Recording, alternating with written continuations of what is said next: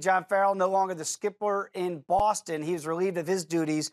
Now, it's kind of ironic because he's only the fifth manager in the last 20 years to be fired after winning back-to-back division titles. Obviously, he's also won a World Series in Boston.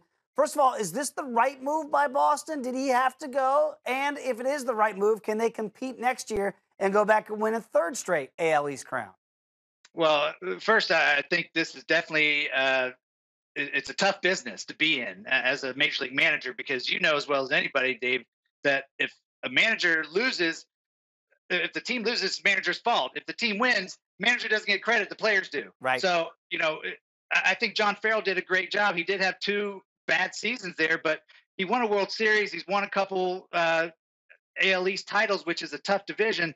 I think it was just time, since Dave Dombrowski is new to this organization. Right. It's time to start switching guys out and bringing in his own guys. And I think John Farrell, he got a lot of flack this year because of the David Price issues with Dennis Eckersley, and just a lot of outside stuff kind of was thrown in there. And John Farrell might not have handled it as well as people would have liked, but I can tell you he's going to get another job somewhere if he continues to manage, if he still wants to. The guy is a baseball guy. He's proven that he can win in the tough division. So I just think it was time for a change for that whole Red Sox team. And can they win? Well, that depends who they bring in. I think they need to bring in some kind of leader for that organization. I wonder, because it's Dombrowski, as you mentioned, Kamish, would he look back to a guy like, say, Jim Leyland? I know people think, wow, Jim Leyland, really?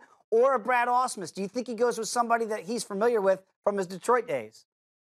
I do. I think Brad Ausmus is more of a likely candidate than Jim Leyland. I don't think Jim Leyland wants to get back on the field. At least that's what I've heard. But I think Brad Ausmus is a good fit because he is Dave Dombrowski's guy. They know how to communicate with each other.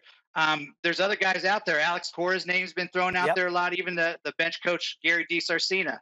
I just think whoever you decide to bring in, you have to bring in somebody that can handle this big market clubhouse. When there's little issues that go on, I think somebody needs to step in, and that somebody is a manager, to take control and take the media and get them off of your players, and whatever you have to do, protect them. So whoever that may be, that's probably number